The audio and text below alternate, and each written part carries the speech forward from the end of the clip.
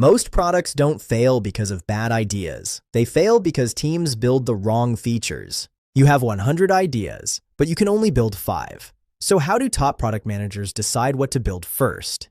In this video, I'll show you 4 powerful prioritization frameworks used by the best PMs in the world.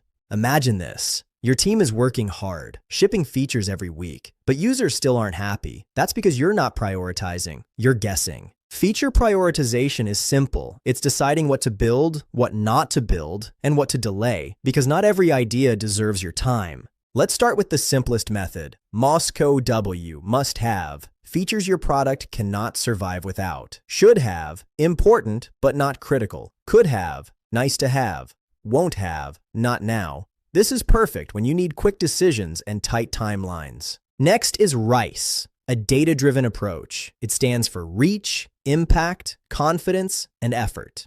Ask yourself, how many users will this affect? How big is the impact? How confident are you? And how much effort will it take? Then prioritize logically, not emotionally. Now the most visual one, value versus complexity. If something is high value and low effort, do it immediately. High value but high effort, plan it. Low value and low effort, consider it. Low value and high effort, avoid it completely. Simple rule, if it's expensive and useless, don't build it. Finally, the Kano model. Some features are basic expectations. Users just assume they exist.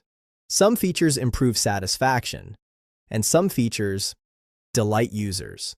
And those delighters? That's what makes products go viral. Today, smart product managers go one step further. They don't just prioritize features. They prioritize AI-powered experiences.